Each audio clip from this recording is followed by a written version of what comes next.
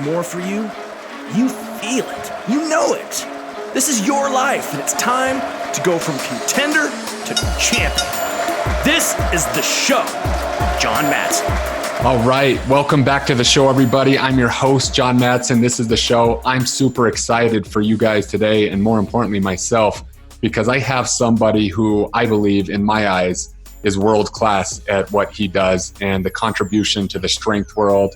He crosses multiple training modalities, Olympic weightlifting, strength and conditioning. We have bodybuilding. Christian Thibaudeau has done more for the training world, in my eyes, than 99% of the coaches out there. And he's been an inspiration to me in my coaching career. And I've gotten the opportunity to interview him today. And I want to just commend you, Christian, for pouring your heart and soul into this industry and putting so much great information out there for free even. I've read literally hundreds of your articles on T Nation and other places and have learned a lot. And so I wanted to thank you first, commend you for being world-class. One of the things I talk about on this show, and I think this generation misses out a lot, is they keep jumping from thing to thing to thing, and they never truly master a craft. And in my eyes, as a coach, you've truly mastered training, and you don't stop there. You're continuously learning and putting out new stuff. So I just want to welcome you for being on this show. Well, give me 5 minutes to wipe my tears here, because it was like the best introduction in the history of mankind. But no, absolutely. I'm still the 15, 16-year-old kid that just wants to get stronger and bigger. So I have the same passion I always had. I always question myself. You mentioned that I know many modalities. It's because I always need to learn something new, and I'm insecure about myself, which is actually a great driving force when you use it properly. You're very self-aware, knowing that about yourself, and looking at it on the flip side. A lot of what I do is study psychology along with training, because I think that you'll agree that's probably even more than half the battle. We're going to talk a lot about that in today's interview. But you said that when you were 15, 16 years old, you had this desire for strength and training. Yeah. Did you play sports growing up? Talk to me about that 15-year-old kid, what he looked like, how he felt. I wasn't short and fat, that's for sure. But I've always, and it's funny because and that's when I designed the Neuro Typing system, which is evaluating your psychology, your personality, to know what kind of brain chemistry you have and how to adjust training accordingly. And I believe that a large part of your behavior, a large part of your personality is inherited. It's something that you are born with. Of course, you will have like 40% of your personality that will change from socialization and stuff like that. But a large part of your personality comes from the brain you're born with. And me, I always had low self-esteem. Like, I was born like that. And because I had very happy childhood, great parents, I had lots of friends, I was pretty good at sports. So I always had low self-esteem, despite not having anything that would justify being lacking self-confidence. So I always needed to be respected for something physical, because I'm kind of short. Well, I'm short. I'm 5'8", 5'9"-ish. I'm not really good looking. I'm average in most regards physically. I always knew I was kind of smart, but I needed to be respected, admired for something physical. So I played pretty much every sport you could play in Canada when I was growing up. So hockey, baseball, soccer, football. Football was my main sport. I played football for 12 years, also coached high school football for 12 years. I played rugby, I played golf. I basically played pretty much any sport you can think of, because I needed something to be good at. And that was even when I reflect, of course, football is my favorite sport. I was involved for 24 years, still coach players.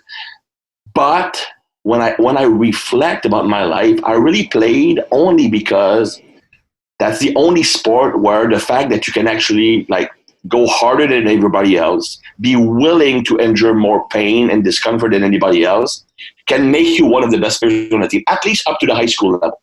Once you reach college, it's different because the quality of athlete is superior. But up until the high school level, you can actually be a stud, even if you don't have much physical gifts. So that's why I fell in love with the sport, just because it made me feel good about myself.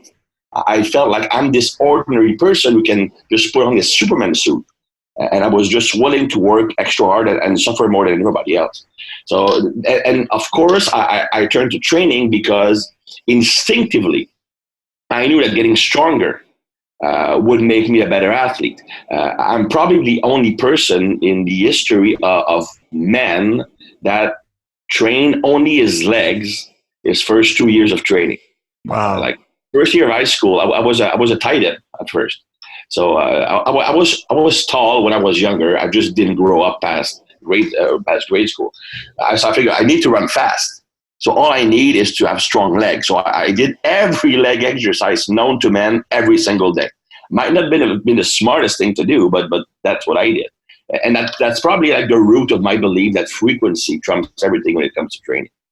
Yeah, I love that. I noticed that, and that's been a lot of my growth training under you. And for you guys that don't know, on social media, on Facebook, and people who have followed, the photo shoot that I did, Christian is the guy who put the planning together as far as the training program. He still does for me, and the nutrition portion, and held me accountable to it. So the change you saw in myself, this is the man who was responsible for that. But one of the things that was very different from what I was used to was the frequency. And I love the feeling of that frequency, because up until that point, you hear a lot of people talk about overtraining and not overtraining. But I really think that the only time in my life I was truly overtrained was when I was doing 2-a-days in training camp and was doing them for 4 weeks. Like that was when my body wanted to shut down. Now I sit in an office most of the time, and then I train for an hour. So will you talk to me a little bit about the fear of overtraining in just general population? Well, I've trained Olympians, I've trained athletes from 28 different sports, and in my whole career, training way over 1,000 athletes and Gen Pop clients, because that's one thing, right? I had like 2 careers. The first half of my career, I trained mostly athletes. I started training pro athletes at 19, which is really hot. And I moved to the States, and I worked with pro athletes there. And when I got married, my wife's French Canadian. She doesn't speak English. I moved back to Canada, but in a really small town. So they didn't have like many athletes. So I started training mostly general population. So I've experienced with both clientele. And in my whole 20 plus year career, I've seen 2 real cases of overtraining. Like not overreaching, which is like a short-term overtraining where you feel like shit for a while, you have a drop in performance, low energy, but you take a week off or an easy week and you're back to form. That's just overreaching. It's not overtraining.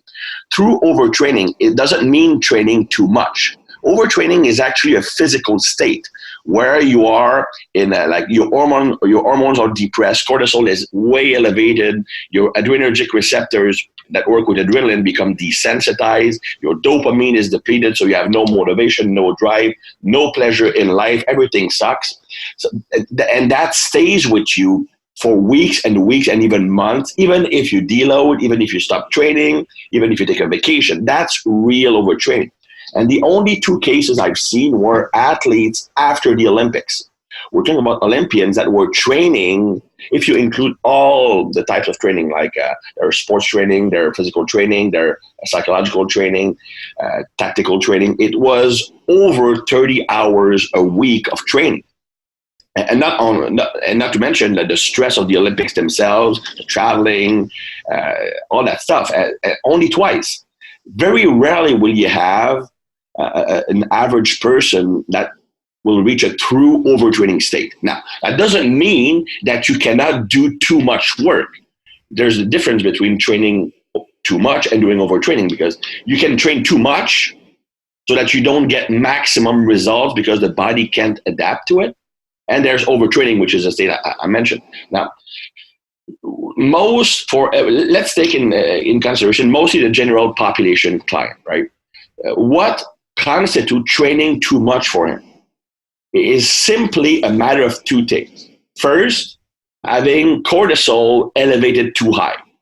When cortisol becomes chronically elevated, it also means your adrenaline will be chronically elevated, because cortisol triggers adrenaline release. Both are connected. When you can't go to sleep at night because your cortisol is high because of the stress of the day, it's because the cortisol keeps adrenaline high and you can't go to sleep. So when that happens, first, the cortisol prevents you from repairing muscle damage properly. It prevents you from restoring muscle glycogen. It makes your immune system weaken. That's what cortisol does when it's chronically elevated. And the adrenaline, when it's too high, well, it prevents nervous system recovery. It can make your receptors resistant to your own adrenaline. Now you need like 10 coffees just to get started. You can also deplete other neurotransmitters like dopamine or noradrenaline, which are used as material to build adrenaline. So really, that's what training too much is for a Gen Pop client. It's excess cortisol production. Now, when you understand what triggers excess cortisol production during training, you can see that training often is not necessarily a problem as long as volume and intensity are regulated. The three main factors that increase cortisol, and that's somewhat important. The three things that increase cortisol are training volume. Cortisol's first function is to mobilize stored energy. So the cortisol will break down stored glycogen in your muscle, will break down fatty acids, fat into fatty acid, and will break down muscle tissue into amino acids, all to produce energy so that you don't run out of fuel. That's what cortisol does. It prepares you for facing any danger. So it makes sure that energy is available. Now, the more volume you do, the more energy you need, the more cortisol you will need to mobilize to be able to have that energy freed up. That's the first thing that increases cortisol. The second thing is how hard you're training. By how hard or the relative intensity, we're talking about how hard you push each set. The RPE scale, rate of perceived effort. So for example, an RPE of 10 is you go to complete muscle failure. You could not do a single rep more. You couldn't add a pound more on the bar. 9.5 is you can't do one more rep, but maybe you could have added 5 or 10 more pounds. 9 is you could have done one more rep. 8.5, you definitely could have done one more rep, maybe 2. 8, you could have done 2 more reps, and so on and so forth. The closer you are to 10, the more cortisol you release. So if you do a set at an RP of 7.5, you will release a lot less cortisol than if you train at 9.5. I'll come back to that later. It's fairly important. And the last factor that will jack up cortisol level as far as training goes is when a movement is psychologically stressful. So for example, if you're testing your 1RM on a squat, testing your 1RM on a deadlift, or learning a power clean for the first time, learning a power snatch for the first time. I've had athletes learn a power snatch and just lift the barbell and be drenched in sweat after 10 minutes, just because of the adrenaline increase. Remember, every time you increase cortisol, you increase adrenaline. So because the movement was new, unsettling, psychologically distressing because it's new, cortisol goes up, which means adrenaline goes up, you're pouring sweat, and heart rate is high and everything like that. So these are the three elements that increase cortisol. So volume, how hard you're pushing your sets, and how psychologically stressful the movement is. Now, the key here is to, as much as possible, avoid having 2 of those factors high at the same time. So if you do lots of volume, if you're someone who loves to do volume, then the RPE needs to be kept a bit lower, 7.5, maybe 8 on a few sets. If you're someone who likes to push himself like crazy to failure on every set, then you need to decrease the number of sets because the intensity is higher. It's like an equalizer, right? And if you had a lot of stressful movements or like test a 1RM, then the volume needs to be decreased. Now, that doesn't mean you can't combine a high amount of both. But if you do so, you need to decrease the frequency. So if you want to increase the frequency, you need to only push one of these factors high, or at the very least, take some days off. For example, because high frequency doesn't necessarily mean training every day. 3 Olympians I'm training, they only lift 3 days a week, but it's full body every day. So they do train everything 3 times a week. To me, that's high frequency, but they are only lifting 3 days a week because they also have track and field training.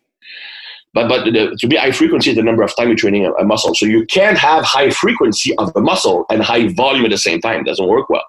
So when you understand how to play with these four variables, intensity, how you're pushing your set, volume, the amount of work you're doing per session, the psychological stress of an exercise, and frequency, then you will not overtrain. You can push one very high, then the other will be lower. You can have a moderate amount of all of them. So it's just a matter of finding the ideal for every person. That's what the neurotyping system is. If you're a volume person, then and you like the mind-muscle connection, I'll push the volume variable and will decrease the other ones. If you're an intensity person, you need to push hard every time you lift or lift heavy, and the intensity will be higher, but the volume needs to be lower, for example. And if you're someone with a high amount of skills and you need lots of variation, then the psychological stress is increased because it's always new movement constantly. So we will decrease the intensity and the volume. So when you understand that relationship, it's very hard to overtrain unless you really want to.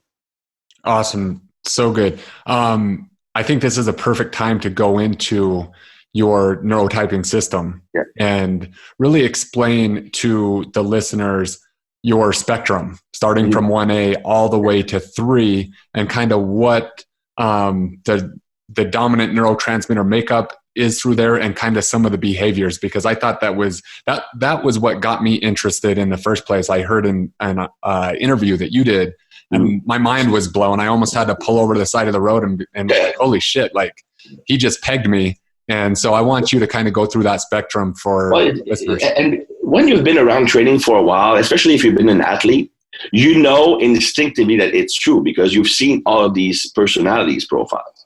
And basically what I did was I took, my working theory is that every personality traits you have, every behavior you have, your instincts, your desires, it's all driven by your brain chemistry. Because when you think about it, emotions and brain reaction, thought processes are all driven by the neurochemicals in your brain, which are called neurotransmitters. And they all have their own function. They all affect different portions of the brain. And depending on how effective each of the main systems, I use 6 of them, how effective these 6 systems are, you're going to have difference in behavior. So for example, if someone has a very effective dopamine system, the dopamine is the pleasure neurotransmitter. So dopamine works by the reward phenomenon. So you are delaying gratification while you're working hard in hope of attaining a greater pleasure at the end. So delayed satisfaction for greater reward, and the greater the pleasure response you have at the end, the more likely you are to repeat that behavior. So people who have an effective dopamine system means that their cells are very sensitive to dopamine. So when they get that dopamine release from accomplishing their task, the pleasure response is potentiated very high. These normally make the person who are the most motivated, who are the most driven, who are the best at overcoming adversity. The main reason is that their reward system is so strong that even if they suffer right now, even if they fail right now, they want that reward so much because they become addicted to it because their response is very high, that they will do anything to get it. It also makes these people extremely competitive. The reason is that when they winning, regardless of what the win is about, it could be winning a game of Monopoly with your family for all I care. Anytime you win, you have that pleasure response. And if you're very sensitive to dopamine, your receptors are super sensitive, your pleasure response is immense. So you will want to win at everything you do just to get that rush. That's your drug. You become addicted to your own brain chemistry, right? That's dopamine. And most great athletes all have a very strong dopamine dominance because you need to be extremely competitive. You need to be extremely confident. And just think of a cornerback who gets burned on a post pattern for a touchdown. Well, he needs to come back afterward facing the same guy and not have an altered self-confidence. Otherwise, he won't be able to play. And that's been like that forever. So to be a competitive athlete, you need to have a very strong dopamine system. Now, the problem is that nowadays kids all have a shitty dopamine system because of television, because of iPhones, because of tablets. We can get back to that later. It's somewhat complicated, but it makes the newer generation really, really weak.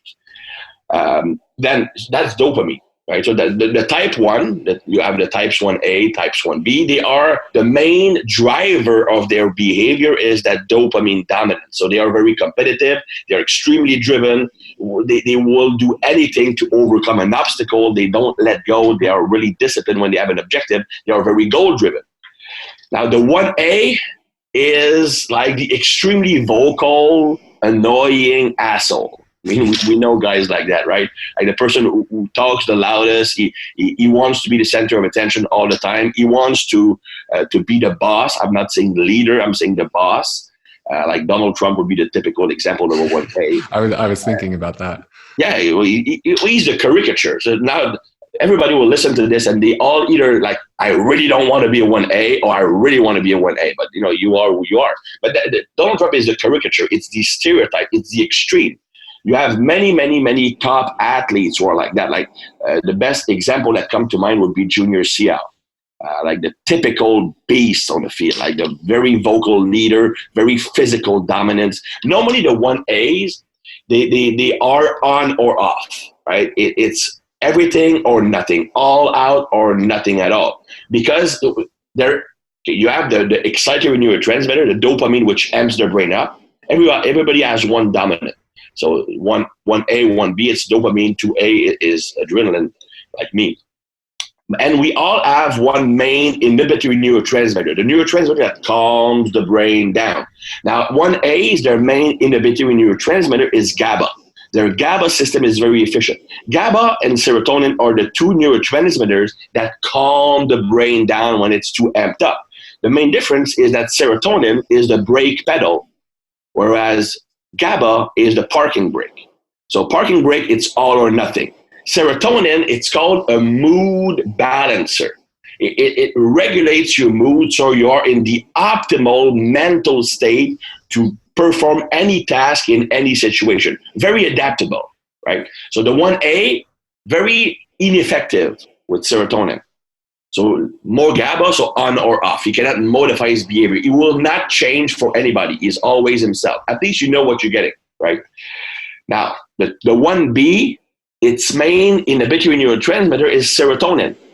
So he's much more capable of toning down his behavior, adapting to various people and various situations. So he will be more of a leader, whereas the 1A is more of a boss. Right? The 1B is often more of a quiet leader, the guy who leads by example. Also, one other difference between both is that the 1B normally has a lot of motor skills. He learns new movement very easily. He's naturally more explosive normally. He has better memory. He has more creativity. The reason is that the 1B has a very high amount of acetylcholine, which is the most important neurotransmitter to be an elite athlete or to be an elite anything, really. Because acetylcholine potentiates everything in your brain. Acetylcholine is the turbo for your brain. It speeds up the transmission between all the neurons in your brain and various portions of your body. So acetylcholine speeds up everything that your brain has to do, making everything more efficient. That's why those who have high acetylcholine are good at multitasking. Multitasking does not exist. Your brain cannot do two things at the same time. However, if your brain goes so fast that you can actually switch from this to this in a millisecond, you give the impression of doing the two things at the same time. And acetylcholine does that.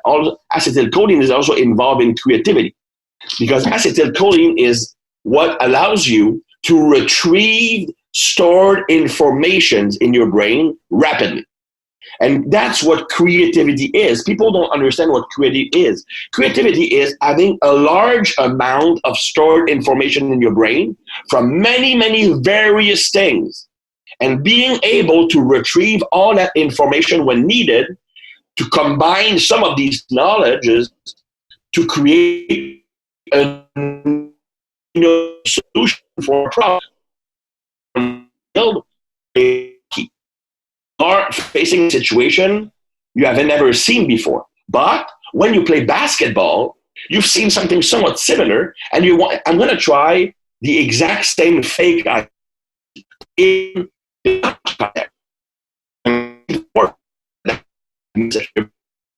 you create something that was not being taught as a hockey player. Now you're Sidney Crosby because you're creative. And the difference between the most skilled athlete, the superstar, is that creativity. Good players are good because they follow the system, and the system is tailored for their own skill set.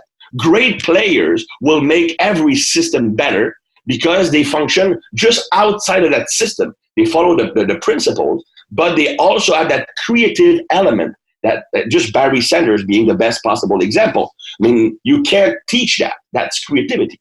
And really the key to what we call natural talent is motor skills and creativity. And creativity is by acetylcholine. On top of that, acetylcholine potentiates the stretch reflex.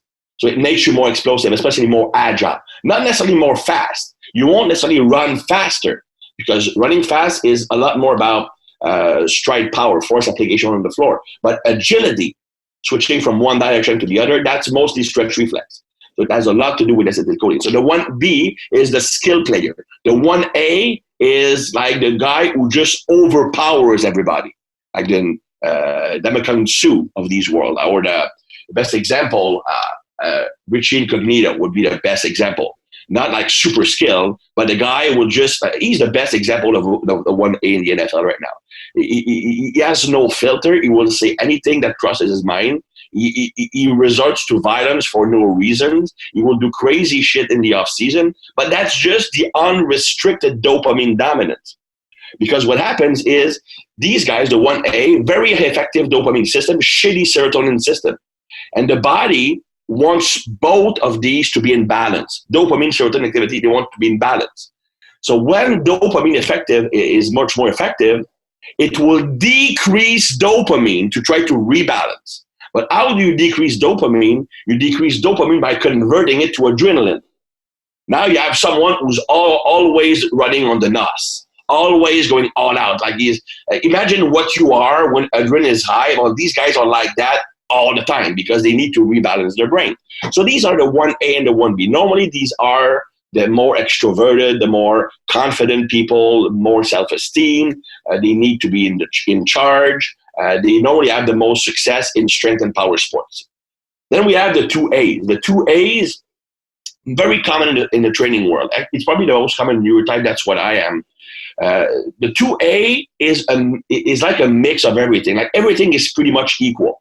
The only difference is that their sensitivity to adrenaline is extremely high.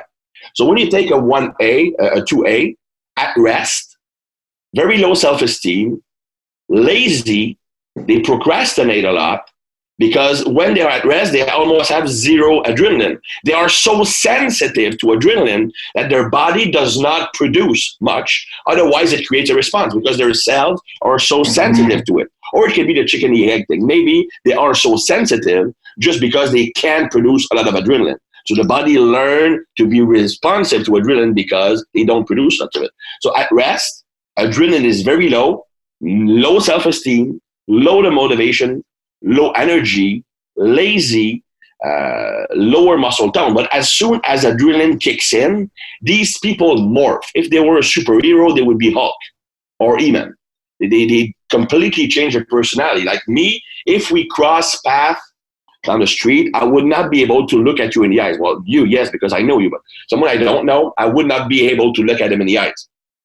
And if we were talking, I would have a hard time putting two sentences together. But if you put me in front of a crowd, there's tons of people, adrenaline is high, I will be similar, Chris. I'm like the Hulk times 10, right?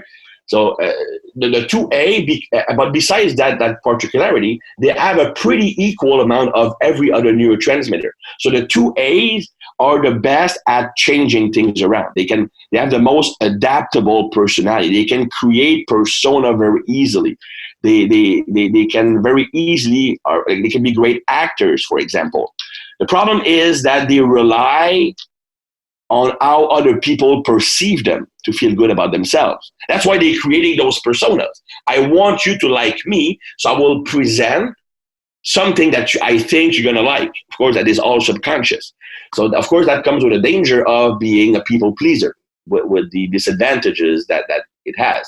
Normally, the two A's are also very, very good at reading nonverbal cues, like body language, head position, the tone of voice, all that stuff. The reason is simple. Okay, if you have a low self-esteem from the day you were born, like always felt that you were like not good enough, that you didn't belong, well, you have a low self-esteem. You need to know that others like you to feel good about yourself. But because of that low self-esteem, you don't trust it when someone gives you a compliment. There's nothing I hate more than people giving me an applaud at the end of a seminar. It just feels fake, and I don't like compliments. But if I need to know that you like me, but I can't trust your words, the only thing I can rely on is reading body language. I can know if you like what I'm saying or if you like me just by looking at you. And that actually helps me during seminars because I can read the crowd. But that is a defense mechanism that people who have a lower self-esteem and who can easily modulate their behavior develop instinctively starting very young. That's why they make good coaches, because they can adapt their behavior to the athlete or the person they are working with. They make the best personal trainers, not necessarily the best strength coaches. Now, that's for the 2A. The 2B is the most emotional person. He has a very high amount of a neurotransmitter we call glutamate. Glutamate, of course, it plays a very important role in memory, plays a role in empathy, but also it's an emotional amplifier. It increases the intensity of every emotion you have. So the good emotions become great, the bad emotions become terrible. So that's why these people have very, very frequent mood swings. Everybody has mood swings. Everybody, without exception, have mood swings. The thing is that some people, there's such little difference between their high and their lows that they don't notice they have a mood swing. You just feel a little bit worse, a little bit better. But people who have a high glutamate, the difference between both is amplified. So they have those mood swings almost bordering a bipolar disorder. In fact, excess glutamate is neurotoxic and can actually lead to true bipolar disorders as well as depression. Now, glutamate, it's also, for example, it will make you like self-conscious. You take everything personal. You get offended really easily. You don't deal well with defeat, which is kind of like describing the new generation, right? When something doesn't work out, they don't get the promotion they want at work, they change job. The relationship stops working after 3 weeks. Like no, like relationship is, I've been married for like 12 years, 13 years. It's not all like sunshines and rainbows, you know what I'm talking about, right? But you work on it. But that's what a relationship is. But the newer generation, it's fast food relationships. Because as soon as it starts to get hard and you need to work on yourself and accept that, you know what, you're not perfect. Well, you just, screw this. I'm going to go on Tinder and start a new one just to get the positive again. Because again, once again, because of glutamate, the positive, the good sensation are amplified, but the bad are amplified also. So I believe that excess glutamate is a big problem in our modern society. Many, many reasons. First, diet. Glutamate itself is added to tons of foods. Well, it used to be added, like Chinese buffet, fast food, McDonald's burgers actually listed glutamate as one of its main ingredients. When in 1996, I bought a George Foreman grill. It was like the first portable grill they had. And on the internet, I was able to find the recipe for the McDonald's burger, and I'm going to make McDonald's burger. And it included MSG, monosodium glutamate, right? Which is put in tons in Chinese buffet, and most fast food used it. Commercial coffees used it. Of course, some of them actually stopped using it when the news got out that glutamate was neurotoxic. So they decided to take out the glutamate, but they replaced it by something called L-glutamic acid. L-glutamic acid is the direct precursor to glutamate, and it's readily converted to glutamate in the brain. So it has the same effect. Why do they add that to their food? To create addiction. It increases all the emotion. If you like that burger, you're going to love it with glutamate because the brain has an enhanced reaction. And if you live on commercial coffees, you probably get a hefty dose of glutamate. Now, another problem, chronic stress increases the sensitivity of the glutamate receptors as well as glutamate production. So on top of that shitty diet, if you have tons of stress, you are also increasing glutamate system, right? That's the second reason. Third reason, let's go back to diet. A high sugar diet, when it leads to a high blood sugar level increases the brain production of glutamate. Glucose can actually be transformed to glutamate, and the higher your blood glucose get, the more you turn to glutamate. So that piles up once again. So if you have fast food, sugar, lots of stress, you're a good subject for excess glutamate. A last factor that plays a role is hormones. Like estrogen sensitizes the receptor have a higher glutamate activity, which is one of the reasons why women tend to be a little bit more emotional. And of course, we're like, it's 2019, so we're not allowed to talk about the differences between the sexes, but physiology is physiology. And estrogen potentiates emotions. So when you look at the newer generation, you have kids who live on fast food, who live on frozen meals, which also contain MSG. They live on commercial coffee. They have a high stress level. Dude, you have kids who are 6-year-olds suffering from depression and anxiety. Where did that come from? That's crazy, right? And then you have, even in the male nowadays, estrogen is much higher than it was. Just look at kids nowadays. You see women, right? Women, much earlier development of the secondary sexual characteristic, breasts and hips, right? You're going to see a girl who's 12 and she has large breasts and wide hips. It didn't used to be like that. It's because of the estrogen in food. And similarly, you see guys, you don't see as many like sturdy, muscular, lean, and hairy men nowadays. You look at the young kids. I coach high school football, and I could actually see that from generation to generation. You could now the younger generation, they actually have better motor coordination, better skills because they are better coached than people who were 20 years ago. But you look at them; they are all hairless. They are either skinny fat, or they are like just lengthy but not that muscular. You don't have those like those lumberjack looking kids we had nowadays. I remember when I played high school football, our two defensive tackles were like 5'10", 280. They were both bench pressing in the 400s. One was 17 years of age. He was a debt collector for the Hells Angels. I mean, you don't see that nowadays, right? So the newer generation, because of the glutamate, I believe it's one of the reasons why they are overly emotional and they are not good at overcoming adversity. And as soon as something gets hard, they switch to something else. The other reason would be dopamine resistance. Dopamine is the neurotransmitter of motivation because of the reward system. The more sensitive you are to dopamine, the more motivated you are, the better you are overcoming adversity. Now, television, flat screen TVs, smartphones, tablets, these emit blue light, right? The way they project the screen, they emit blue light. And blue light is addictive. That's why we cannot stop looking at our phones. Dude, I'm at home and I'm going to bed. I post something on Instagram and I'll look at my phone to see how many likes I get. And I put it down. 2 minutes later, I'm going to look at it again. Now, I know that even if I get like 5 more likes, it's 2 minutes. But I'm addicted to that feeling. And it's not just the fear of missing out that they call it. It's really a physiological response. The blue light creates a very strong stimulation of the dopamine receptors, giving you a pleasure response. The problem is that response is so strong, it can actually make your receptors resistant.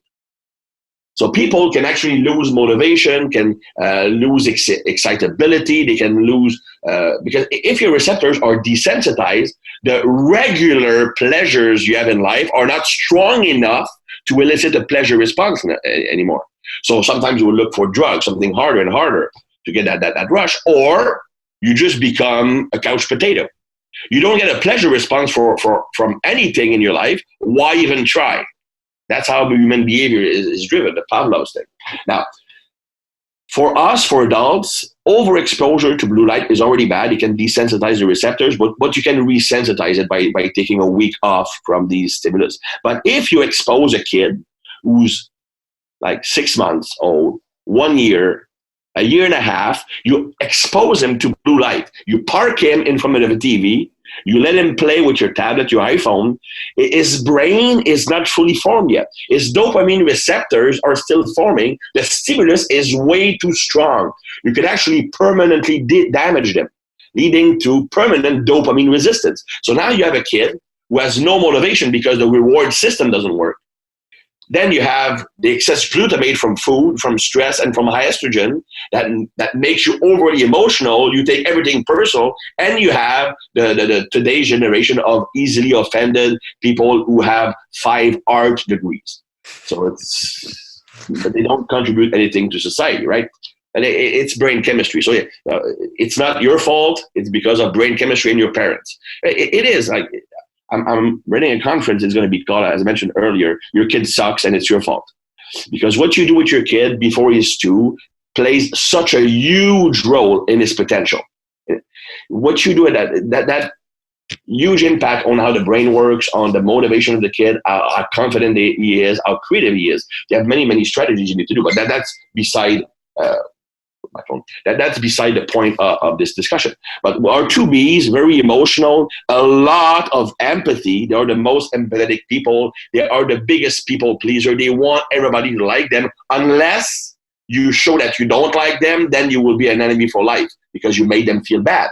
They can get very easily addicted to anything that makes them feel good. The 2Bs are those who you can't really have a cheat day with them. Because if you give them a cheat day, it will turn into a cheat week and a cheat year. Because they become easily addicted to anything that gives them that great pleasure. On top of that, excess sugar will increase glutamate production. You want to lower it. So you actually, with these clients, you actually want to go keto for a short period of time.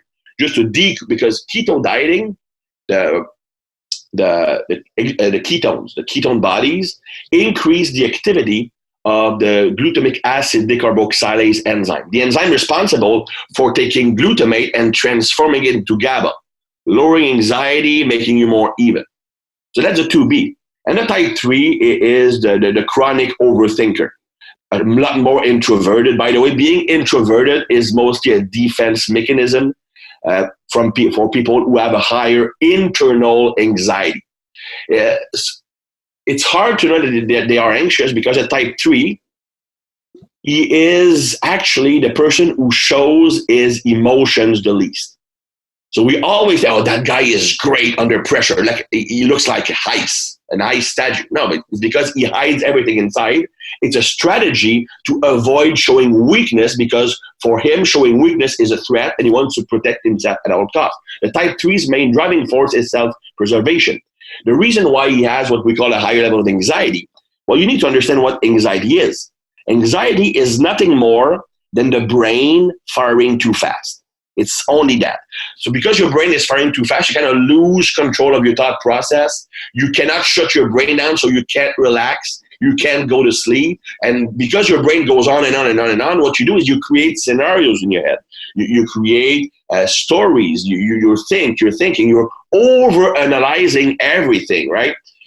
So that's your type 3. Very routine-based. They do everything the same way all the time. It's very hard for them to modify their routine because modifying their routine introduce an unknown variable in their daily activities, which increase activity even more. This is the client who you will explain the squat to in 15 minutes, showing every technical detail in great depth, and he will still ask you 15 questions about squatting technique.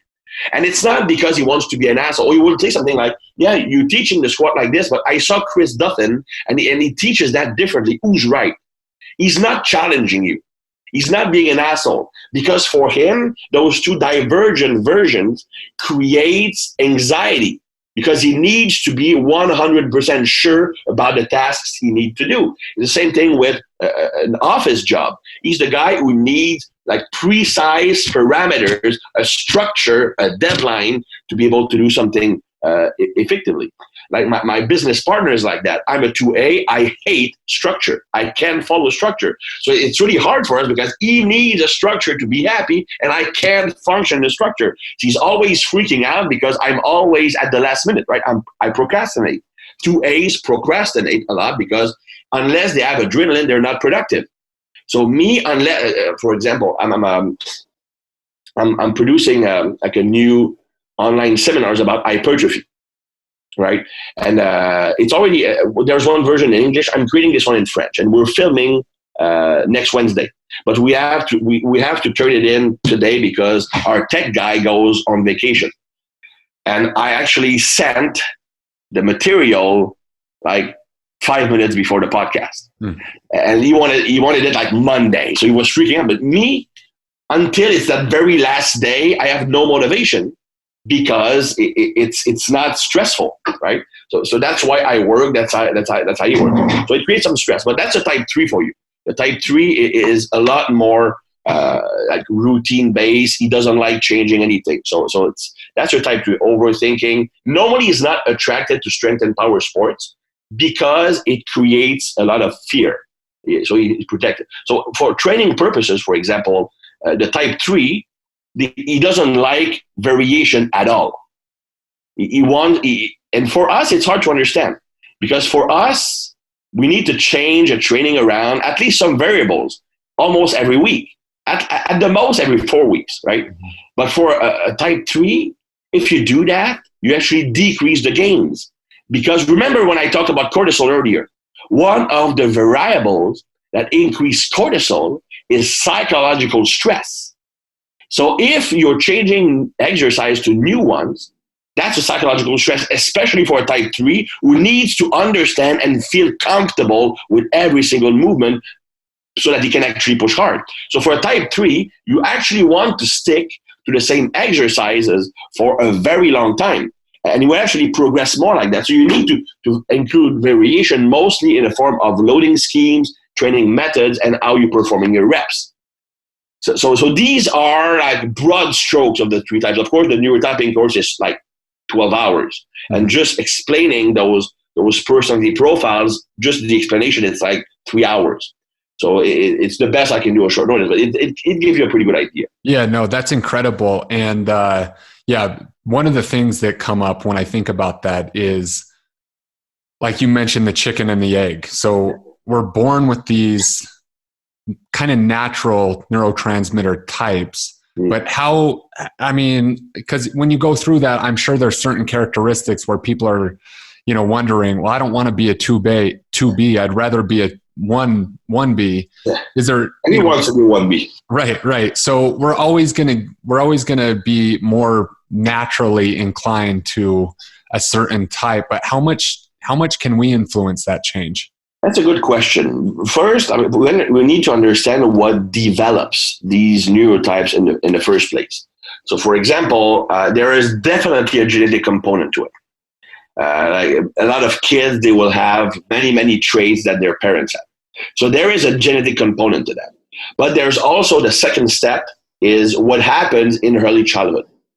I explained earlier about the television, the food you feed your kids when he's young will definitely play a role in the development of these neural system. You pay carbs favor the glutamate system. Like my kid was having meat as soon as 3 months old, like 4 months old. And that favors the dopamine system. That's one thing, but also what you do with the kid. So if you want, for example, if you want to facilitate the development of the acetylcholine system, you want to put the child in a situation where he can develop his creativity. The more you develop creativity, the more the body, the brain will develop the acetylcholine system, because that's what you need to store the information from your various experiences and retrieve it. So for example, a kid should have alone time where he decides what to do while he has many, many different options. So for example, when I wake up, the first 2 hours of the day, first period of I see myself as a coach, a parent coach. When you're a parent, you're a coach. Right. Of course, you give love, you give emotions. That's not, but what the way you should plan how you interact with your kid is like you are a coach interacting with your players, right? You want the best out of them, so you do the same thing with your kids. So the first hour and a half, 2 hours is all of his toys. I mean, all of it. And we have tons of them because we have I have 2 brothers and a sister. My wife has a brother who had 6 kids. So we have like a shit ton of toys. So we just put all the toys on the floor and he plays with what he wants. So, and once in a while I will pop in and I will play with him. But he will create his own games. He make choices, which is very important. A kid, even like my kid is like 10 months old, he needs to learn to make choices because that develops creativity. Then you need to have as many different experiences as possible. So when I say experiences, you have him play in different places, you in different situations, put him in the pool, have him put him on a cart and drive him around, do the airplane, I have my kid walk on his hands. As many different situations as possible, because everything new, even if it's a new toy, a different color, okay, it's something different that needs to be stored in the brain. And that creates, that improves the capacity to store new knowledge and eventually retrieve it. And that is creativity. Creativity is 3 things: capacity to store and retrieve information and have a lot of information. Second, the visceral need to experience new things. So if you're always put in a situation, you always do the same thing over and over again, it's impossible to develop creativity. You need to be to want to try anything new. So when my kid wants to do something that's seemingly crazy, I actually let him do it. I supervise him, but he experience it and see what happens when you try to let go of your legs when you're walking on your hands. Just see how it works, right? And you learn. And that's another thing, right? Parents, when your kid falls and he starts crying, most parents do the wrong thing. They console their kid. Okay, you should not be heartless and let him cry. That's what I'm saying. But don't console him. Try to make him laugh. Change the brain wiring. You should act like, okay, you fell on your head. No big. Actually, make it like, oh, boom, baby hurt, and you laughing face. Baby wants to model themselves upon you. They will copy you. They will start laughing. Just this morning, my kid rolled on the wrong side because a dog was walking by and he hit his head on the floor and he started crying and I started laughing. And then he was laughing while he was crying, which was kind of funny. And then he was just laughing and then he would start playing again. Now the brain, the body, a kid doesn't know if something is bad or wrong or dangerous or not. Your reaction to it plays a big role in how the brain interprets what happened. So if you act like it's the end of the world because, oh my God, are you okay? And they give you a hug, the baby's brain, even though it's subconscious, it learns that, okay, this was dangerous, that was bad, because it feels your reaction. He doesn't maybe not understand the words, but he certainly sees the wording, the emotion, the body language. He senses that. If he senses that, no big deal, I just stand up and do it again and start laughing. Sometimes when my baby gets hurt, I just bring him in front of the mirror, bathroom mirror, and he starts laughing because there's 2 daddies and 2 babies. Mm-hmm. That's fine. So he changes the wiring. So that will also affect neurotransmitters. So, and that's just an example. For example, sleeping with your kid. Okay, and that's. My wife and I actually had fights about that at first because she was scared that I would actually crush him. But the first 2 months or so, I would routinely spend the night with the kid in my arms, and she was afraid I would be rolling over. And even to this day, when he has his naps, normally I sleep with him. He often wakes up at 5 a.m. So he just will lie in my arms sideways, and I give him the bib, and he falls asleep again, and we sleep for another hour. That actually helps develop the serotonin system, that physical contact, that reassuring physical contact that makes him feel good, develops the serotonin system. So everything you do when the kid is developing his brain can actually change the neurotype. So we are not necessarily born with one, but we are the result of our genetic baggage, then our childhood, And after that, even when our brain is fully formed at like 22, well, it still changes a bit, but by 2022, it's still pretty much the brain you're going to have for the rest of your life. There are still some changes in behavior depending on stress level, depending on nutrition. Now, how much can you impact brain chemistry? Well, of course, with nutrition and supplementation, you can definitely help it. Like, for example, if you supply yourself with a high amount of tyrosine, you increase dopamine levels, so your dopamine system will become a bit more efficient. So I'm not saying you become a type 1, but you can move toward that. Me, I'm a type 2A, so I actually have a pretty high amount of acetylcholine and a decent amount of serotonin unless I'm stressed out. So if I can increase dopamine, my dopamine system, I become kind of like a 1B. Like I'm a lot happier than normal, more energetic, more positive, more confident. Like I become similar to Chris because of the use of stimulant. I remember one day I always take like 2 grams of tyrosine before my workouts. And one morning I woke up, and that was the Monday after a seminar, and was like completely trashed. So I woke up because I'm the one taking care of the baby in the morning. My wife takes care of the baby in the afternoon,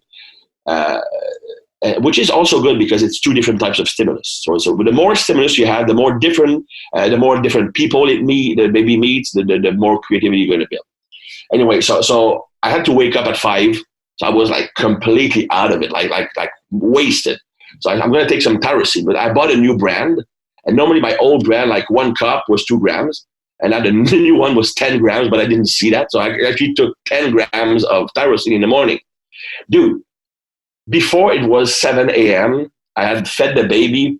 He was playing. I did a vacuuming. I cleaned the kitchen, and I shuffled snow in the driveway. And when I was shuffling snow, I was actually thinking to myself, dude, are you really enjoying shuffling snow at minus 20 outside? It's like dopamine just makes your brain happy. So definitely, and nutrition can help. If you're someone, that's one of the reasons why, by the way, some people actually feel awesome on a keto diet. Because keto diet, and why some people will feel like shit on the keto diet. Because the keto diet, as I explained earlier, it will lower glutamate. It also increases dopamine. Okay. The body will fail. Okay, you have 2 key amino acids here, tyrosine and tryptophan, which is present in all the protein foods we're eating. And they both compete for transport in the brain. The body will either favor tyrosine or tryptophan. The more carbs you have, the more it favors tryptophan. The less carbs you have, the more it favors tyrosine. So a keto diet, which is very low carbs, you will favor tyrosine. So you actually increase the dopamine, also increase from dopamine. So they report more energy on a keto diet because of the increase of tyrosine and adrenaline. They also decrease because of the ketone. Ketone increase the conversion of glutamate into GABA. So you increase GABA, which makes you less anxious, easier to relax, easier to sleep. And you decrease glutamate, which decreases those big mood swings and social anxiety and feeling judged all the time, stuff like that. So you feel a shit ton better, right? So you become what? You become a keto addict. You go on all the forums on social media claiming that keto changed your life. And you know what? Maybe it did for the short term, because eventually it can backfire, right? For some other people, they will feel like shit on keto diet because even though keto is great because it increases dopamine and adrenaline, maybe you don't want adrenaline to be always high. Because if you desensitize your adrenergic receptors, because adrenaline is always high, then you don't even respond to your own adrenaline anymore. No motivation, no drive, yada, yada. And remember, tyrosine, tryptophan. So low carbs, I favor tyrosine. So I don't get that much tryptophan. And tryptophan is converted to serotonin. So on a keto diet, your serotonin will go down. And serotonin is the happiness, well-adjusted, comfortable neurotransmitter. So if the serotonin becomes too low, you will actually have anxiety problems. You will have problems adapting to changing tasks. You will become more introverted. You will have problems sleeping. You become an overthinker, bit more type 3 traits. So if you are a type 3, right, and you naturally have low serotonin, that's why you're anxious. That's why you always are someone who wants to do the routine. And you go keto, then serotonin gets even lower. Now you feel depressive. So keto can be a good tool. to decrease glutamate, increase GABA. It can increase adrenaline. For example, when I work with competitive athletes, the meals they have before training always is proteins and fats. I don't want them to have carbs in the solid meals before training. The first carbs will be with the intra-workout nutrition for some people. Right? We want the carbs after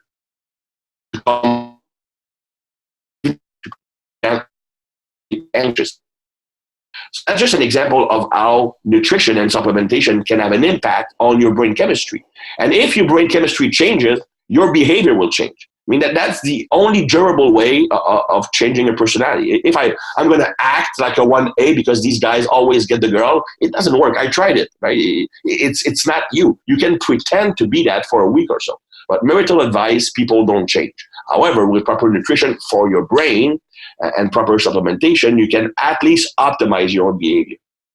Yeah, that's interesting, because it's probably, and like you just said, you can't really change your personality by thinking about it. And when we're kids, it's said that, from 0 to 7 years old, that unconscious barrier, everything that's in front of their face is really developing that unconscious, that subconscious, Absolutely. right? And so probably the subconscious is then driving that sensitivity to the neurotransmitters way later in life.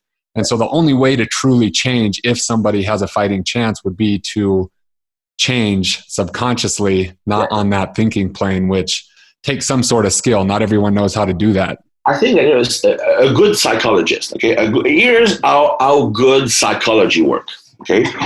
And that is actually how psychology works, even though most psychologists don't know it. Mm-hmm. Everything a psychologist do has only one effect on the brain, like one main effect. It's to change the emotional charge of past memories. And that can actually change your behavior, can change how you feel. Because, okay, the brain, and the more anxiety you have, the more the subconscious will tend to overrun you, emotionally speaking. Because if your brain gets firing on all cylinders because of anxiety, which is nothing more than the brain firing too fast, your brain will want to create scenarios in your brain. And if those scenarios have an emotional load, because they're taking memories from your past that were traumatic, for example, even if the scenario itself is not about that memory, it subconsciously can impact what's going on in your brain, right? And if that memory had a humongous negative charge, it will hold you back and it will put a barrier on your personal development. So a psychologist, with regardless of their school of thought, if they're behaviorists, if they're any other type of psychologist, and depending on the exercises they use, what they do, regardless of the way they're approaching the problem, they make you talk about the issue. And notice how psychologists do it. At first, you talk about your emotions, but eventually they have you look at your problem as if you were the therapist. So they force you to have an objective view of your problem. You analyze the problem, you try to understand it, and the more you talk about it, the more you think about it, the more it becomes something devoid of an emotional load. So eventually something that has a huge negative emotional load can become neutral. And that's doing a darn good job. And then the wall will be lifted, and now you will change. And even better, the great psychologists can actually start to have a positive emotional load to that memory. For example, you had something that was like a big thing that happened to you when you were a kid, creating a huge negative cloud over your head. Now, when you finally make it negative, then you work on being proud of yourself, being an awesome person because you were able to overcome that demon. Now, when you think about that, you think about how proud I am that I beat that enemy. Now, subconsciously, you created a positive emotional load to that memory. So when it's brought back subconsciously to form your emotions, it has a positive impact, not negative impact. How strong you were, how hard you worked, instead of how much you failed when you were younger. So that's how good psychology works. It is making you talk about the problem, but you can actually do that by yourself. Mm-hmm. Those self-help books, most of them are junk, right? It's just to sell copies. But if they get you thinking about yourself, being good at introspective like digging into yourself, and then trying to understand why you're like that. Okay, that makes sense. I honestly designed the neurotyping system because I needed to understand the root of all of my psychological issues. Because I have tons of them, like this lack of self-esteem is one, the people pleaser is one, I was someone who would like always like hit on girls on Facebook. But that's because I needed to feel loved and desired. I actually had no interest in having sexual intercourse with anybody else. I needed to see how they are interested. I feel good about myself. I needed to know why I was always procrastinating, why I always change my personality depending on the person I am. And I hated that because I feel like I'm fake, like I'm a hypocrite. I wanted to understand that. And the neurotyping made me understand what was going on. And by understanding it took everything from negative to neutral. Mm. And then because I'm proud of myself, dude, just fixing my own problems allowed me to develop the neurotyping system, which is helping tons of other people. Now it is positive. And when I give all my seminars, I mention all my shortcomings. And I actually have lots of fun talking about motion. It's not even hard. I want to do it. I like to do it. It actually gives me a lot of positive energy. So you don't necessarily need a psychologist to do that. But that's what a good psychologists do. It's changing the emotional load of a memory. You cannot erase a memory. You cannot change a memory. By the way, your brain, the way it remembers things, it's not the actual truth. That's not what happened. Your brain always changes what happened depending on your emotional mindset. That's why we always think that things were so much better when we were younger. No, they were not. It's because it has like an amplified positive glow to them. The brain remembers things the way it wants to remember it. But still, you can't really change that, but you can change the emotional load. So that's what being a psychologist is. Yeah, man. Dude, I love that and how it pertains to training. Quickly, I could talk about that all day. Quickly, training modalities for the specific neurotypes. So if we go down the spectrum from 1A to 1B to 2A to 2B, and you can just briefly explain what training modalities they would probably prefer. You mentioned the 3 is more of the endurance people who do not want variation, want to do the same thing over and over.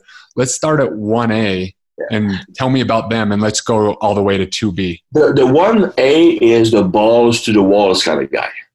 That he needs to feel like he's pushing to the limit. It can be very heavy weights. Like, for example, Jim Wendler is a 1A all the way. And Wendler, like, you look at the 531, it's only heavy weights. It has one work set that is all out. That's it. He has like 3 warm-ups before that. Yep. That one all out when you try to beat the reps. If you're supposed to do 5 reps with 85%, you try to get 6 and you win the workout. That's very 1A, very low volume. The 1A, they need to take that set until like their eyes burst out of their socket, either by going to a very heavy weight or just taking a moderate weight but to absolute failure. Because of that, and also because of their neurological makeup, they can't tolerate lots of volume. Of all the neurotypes, the 1A tolerates the least amount of volume. So if there's a take-home, of course, it's more complex than that. Yeah. But any training methods that will give that competitive feeling or that very high-intensity amount of work, it will fall in the 1A category. And, of course, they need – and it's just remember the equalizer I mentioned earlier. The higher is the RPE, the lower the volume can be. It's just straightforward. Would they enjoy CrossFit? Pardon? Would they enjoy CrossFit? I know a lot of 1As who do CrossFit, but they burn out. They enjoy it. They enjoy the fact that they are like killing themselves in a workout. Like my old business partner was into CrossFit, and he would just like kill himself in the gym, and that's what he loved. But he would do that for 2 weeks, and he would need to take 1 week off. That's the thing. And the problem is that if you put them in a competitive setting like that, the 1As are the most competitive people. They're pit bulls. They will not know they're dead.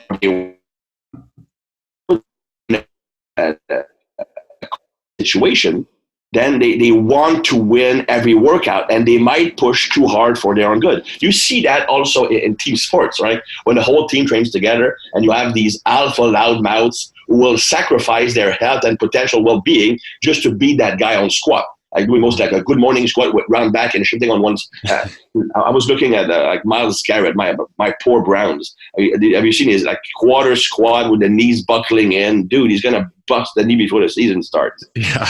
Anyway, I mean, these guys will do anything to win and be seen as the alpha of a group. So CrossFit, they would enjoy it, but they will burn out, and it's not for them. CrossFit is more those who can do it and be good at it. 1A, 1Bs, and 2As. You need, to be good at CrossFit, you need to have a lot of acetylcholine because you need a motor learning. You need to be able to easily access learned behavior. So for example, if you master the snatch and you don't practice the snatch for 8 weeks, you need to be able to access that skill and be able to do a heavy snatch on command. Because in CrossFit, you have so many skills to master, you can't practice them all every week, right? So you need to have the motor skill to be able to do a muscle up, even though you haven't done a muscle up in 3 months, right? Now, to get back to the 1B, the 1B is what we more easily associate with athletic training. So they have the competitiveness of the 1A, but not as high because they don't produce as much adrenaline. 1B has serotonin very high. So the problem that the 1A will have, the 1A, once he gets started, he will go until he dies or win. The 1B's main issue is actually getting started. The 1B is the typical wide receiver, cornerback, sprinter. Like he walks into the gym, he's chill, he wants to talk crap, he wants to have fun with guys, he's joking around. Everybody started their workout 20 minutes and he's still talking, and he's looking on Instagram, taking selfies. And then finally you force him to train and it's like, it's not that hard. Then you see someone lift heavy, dude, now it's on. But it's really hard for them to get amped up. The reason is that, remember the dopamine and serotonin ratio I mentioned earlier. Like the type 1B, they do have a very effective dopamine system, but they have very, very high serotonin. That's why they are great under pressure. The 1B are the best under pressure because serotonin keeps them in the zone. Now, because they have high serotonin, remember, how much adrenaline you produce depends on dopamine and serotonin. If you have a lot more dopamine activity than serotonin, you produce a lot more adrenaline to decrease dopamine. If you have a very high serotonin, it's hard to produce adrenaline. So it's hard to get started for that workout, especially if you had carbs in the meals prior to the workout. But once you get started and the competitive juice gets flowing, then you can train hard. A track cyclist, Olympic track cyclist I'm training, well, he has this problem. The guy is a machine in competition. He is very potentiated in competition. But in training, it's super hard for him to train hard. So much so that he had to change gym. So now for weight, he was training in a gym full of Olympic weightlifters. And he was the weakest in the gym. So now that lit a fire on his ass, now he pushed hard. So that's the 1B. But training-wise, they need that competitive feeling. They need the heavy intensity, the high intensity, but they also need the explosive. So they need explosive movement. They don't do well on tempo training. So they do better when they can lift the weight explosively and can use a stretch reflex. So that would be the main characteristic of the 1B. They can tolerate a bit more volume than the 1A because they don't go as high on the intensity range. And acetylcholine kind of protects their dopamine because acetylcholine decreases adrenaline production and serotonin also. So that's the 1B. It's more like your typical, when you're thinking about athletic training, that's a 1B workout. So big basic lifts, explosive work, maybe some sprints, prowler work, loaded carries. 2A, everything works, but nothing works for a long time. The key word for 2A is you need to change. You need variation. That's why it's very hard to do a training program for type 2A. Programming in advance, it's really hard.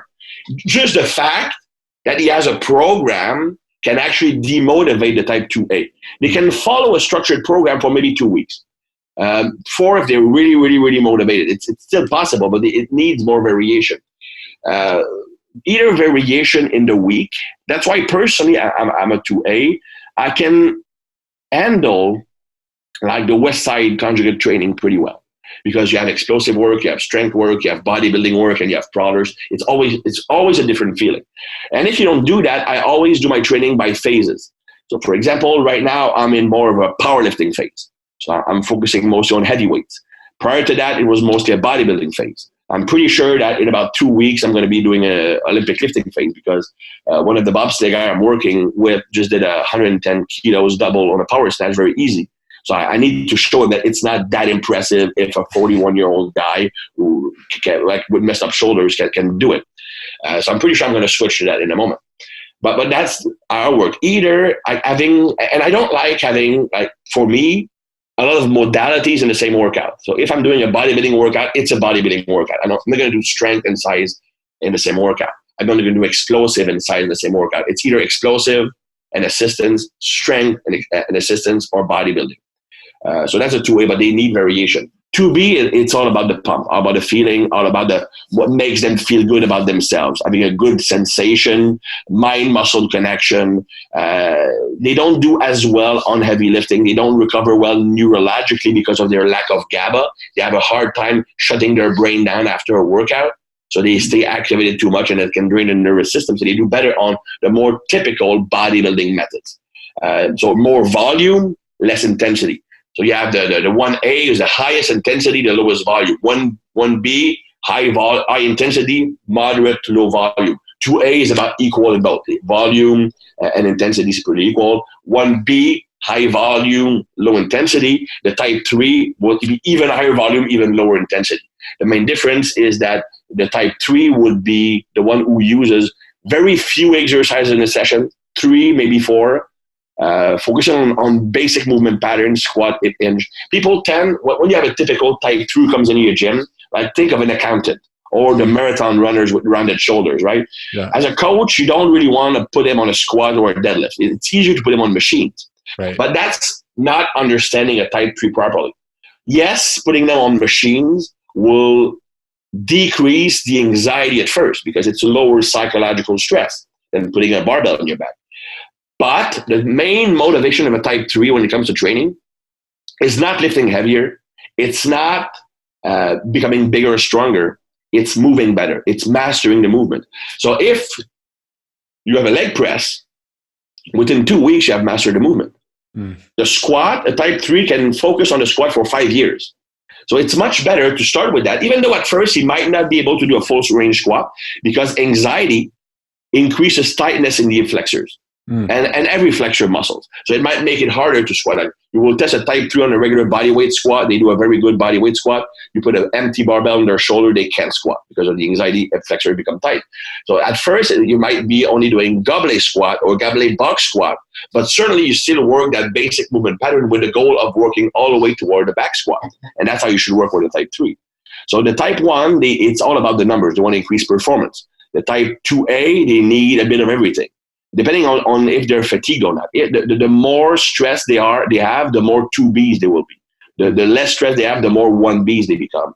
2B is all about the volume and the muscle feeding, the pump, and type 3, it's all about mastering movement. That's what you should have in your mind when working with these people. Also, that when you're a coach, your behavior as a coach with these people depends on the neurotype. So for example, if you're a type 1A, and I tell you, okay, push your knees out. No, don't say that. Root your feet into the ground, contract your abdominals, squeeze the bar with your hands, take one big deep breath before squatting, then you go down. He will throw a 10 kilos plate at your head. He just wants to do it. These are the hard to coach clients because they just want to do it. They don't listen. The type 1A don't listen. They want to do things their own way, right? So if you just need to give them like one cue just so that they don't fuck themselves up. That's pretty much it. And also help keep them under control so they don't kill themselves. The 1B is somewhat similar. The 1B, because he has great motor skill, he's great at learning by doing and by watching, not by listening to verbal cues. So if you say, for example, my wife is a 1B, she is very naturally skilled in the Olympic lifts, like great technique, even though she trains like 3 months out of the year. She won't train for 9 months.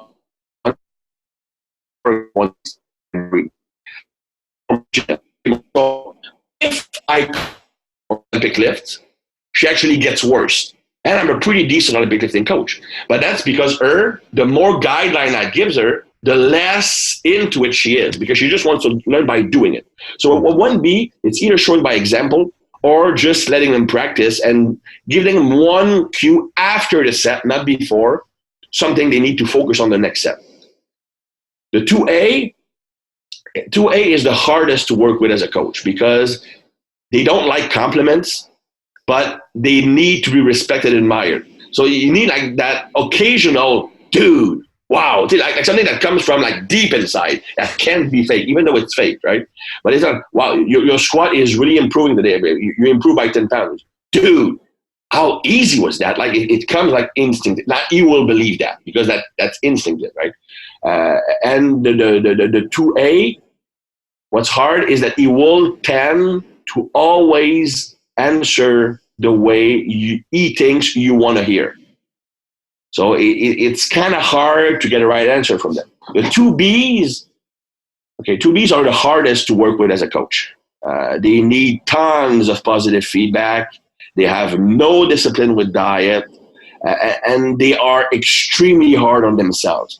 So you almost need to be a great psychologist to work with these guys. A friend of mine, he is really specialized in those clients. He worked with lots of figure competitors, and honest to God, if he trains them 4 days a week, at least one of these 4 days, it's a psychology session. They go to his office and they just talk.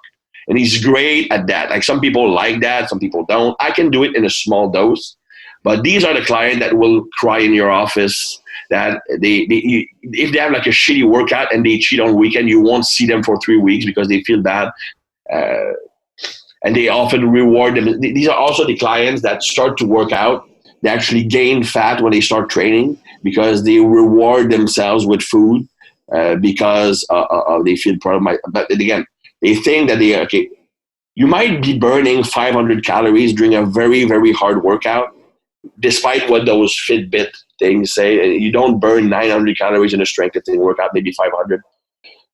If that's in a lower body workout, that does not justify eating like 1,200 calories in burgers and fries because you said that a surplus. But you see these people, they reward themselves. No, I was one of that person. After every workout, I would eat 5 burgers and a fries, and I was training twice a day. But I was an Olympic weightlifter. I didn't care about the way I looked. Anyway, so the 2Bs require a lot of positive reinforcement. It requires a lot of patience. And you need to be really careful when you give them a correction because they will take everything personal. So if you tell them, for example, your squat is not deep enough, they will take that as a critique or an insult. It's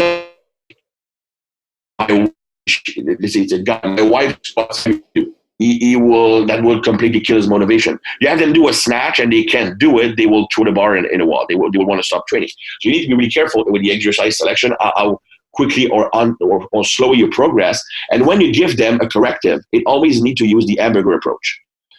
I noticed that your squat is a lot deeper than it was last week. If you could keep your knees out a bit more, you would probably have the best looking squat of all the gym. See what I did? So I want to do the knees in correction. So I give him a compliment and finish by a compliment or something to shoot for. So that's the way you correct a weakness for a type 2B. If you tell that to a 1A, he will not respect you because he will see that as weakness. Mm-hmm. You need to have almost that drill sergeant mentality. The 1As respect strength. So, and the type 3, well, it's pretty easy. You need to overcoach them. You cannot give too many guidelines to a type 3. It's impossible. Like a type 1 and type 1A, 1B, anything more than 1 Q is too many. Type 3 can give them 20 and they have still room for more because they need to understand every single detail. You can actually send them videos to watch. They will watch it. They will analyze it. They will practice the movement in their bathroom. They will practice the movement before your session. It's so funny. Yeah, man. It's so funny because being a coach, I've been coaching people for 10 years now and thousands and thousands of people. And when you talk about it, I can just picture different types of people. And I mean, that's what makes you a great coach though, right? Some coaches without that knowledge, you have a system now where you can tag them And the system is, I'm going through the certification right now, and being able to literally see these people for what they are, being able to coach them differently and treat them differently is an amazing tool. Because Urban Meyer, one of my favorite coaches, one of the best coaches in the history of college football, he always said that don't expect me to treat everybody the same. I'm not going to treat everybody the same. I'm going to treat people according to their different personalities. He knew that some people he could rip to shreds and they were going to go play for him. And he knew that other players wouldn't do that. And I think that I've played enough sport to know that some coaches do try to teach and treat everybody the same. And that's going to be a losing battle. You can't coach clients the same. If you just use a football analogy, right? If a coach is dead set on applying his system when he changes teams without looking at his personnel, there's a good chance it's not going to work. Right. I mean, if you play the West Coast offense and you don't have a quarterback with good accuracy or a running back that can catch the ball or a good tight end, it won't work. Yeah. If you don't have a running back but you want to play the triple option, or you have a slow quarter, you have Ben Roethlisberger as a quarterback, or even worse, like Byron Leftwich, that won't work. Mm-hmm. So you need to adapt your coaching system to the players you have. Same thing with training. You need to adapt your training and the behavior depending on the client's brain. That's how it works. It's incredible, man. I'm not going to take up any more of your time. I definitely wanted to get into some of the nutrition according to neurotype stuff, but we'll do that another time, man. I know that we've been rapping for an hour and a half, and you got a little baby. I got a little baby. It would be impossible to stay at 1 hour. Dude, I know. I've listened to your stuff before, man, but there's so much knowledge and so much mastery in what you say. Just an incredible, mind-blowing conversation. I'd love to have you back if you want to someday. Anytime you want. Well, I might as well do it like pretty quickly because it's still. When you finish with the certification, we'll do that then because you're going to have lots of questions about the nutrition aspect and supplementation. Yeah. I'm halfway through, so I'm going to rip through that, and the nutrition component to do this part 2 will be phenomenal for people. So, Christian, again, man, thank you. Keep ripping my training program up for me, man. It's funny, even with me, like when I hear you talking, I'm definitely, for you listeners, I have a lot of 1B-ness in me. I'm naturally athletic. Naturally, I pick up things really, really easily. I can sense a little 2A spectrum sometimes too. Yeah. But when I train, I hate low rest intervals. I want to lift. I want to lift pretty heavy because I'm competitive. Yeah. And I want to take 2 minutes, 3 minutes rest. If I have to go like 30 seconds supersets, I hate training like that. That's the 1B. And a funny story about that. The 1A and 1B require a bit more rest intervals than the type 2A. 2A needs a shorter rest interval because they need adrenaline. Now, the 1A and the 1B, instinctively, they take longer rest periods to avoid producing too much adrenaline. Because remember, adrenaline is made from dopamine. And type 1A and 1B, they need dopamine because they don't produce lots of it. They are super sensitive to it, but they don't produce lots of it. So it's very easy for them to deplete it. So subconsciously, to protect their dopamine, they minimize the density so they don't get it to protect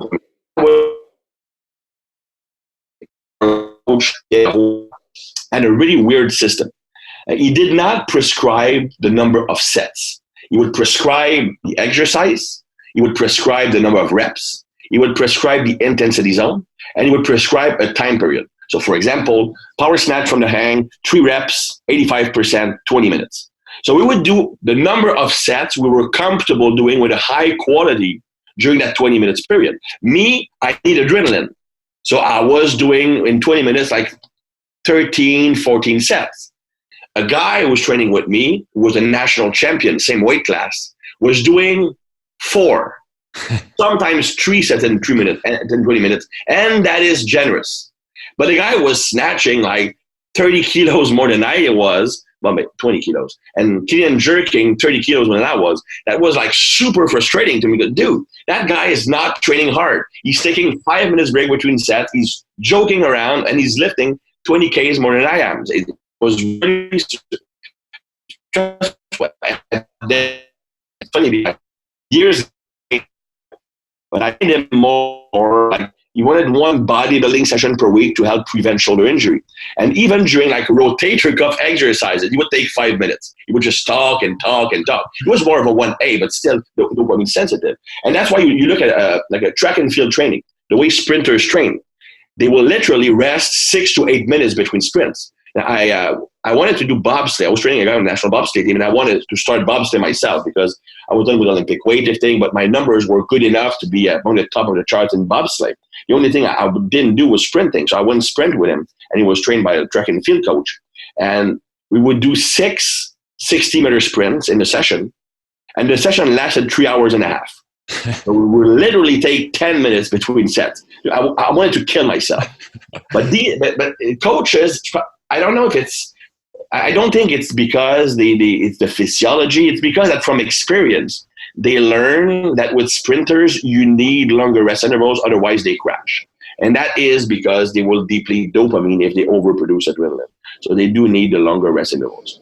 Yeah, man, dude, incredible stuff. I can't wait to have you back on, man. I'm going to definitely get that set up and scheduled so we can dive into the nutrition stuff. But once again, Christian, thank you, man. Thank you for being a master. Thank you for taking this. I don't like compliments, I told you. I know, man, but you deserve them. So I want you to take that in. It's coming from my heart. Thank you, my brother. Thank you so much for joining us for another amazing episode of The Show with John Madsen. The greatest compliment that you could give us is liking, loving, and sharing this episode with all of your friends. So please go to iTunes, leave us a 5-star rating and review, and then share it online with everyone that you know. Make sure to tag John as well. He loves to hear from listeners of the show. The links for all of his socials and iTunes are in the show notes. Also, if you'd like to engage John for anything related to his coaching, consulting, or programs, please visit johnmadsen.com for everything you'd need to know on how to engage with John offline. And lastly, thank you for your time, your attention, and your consideration. This is The Show.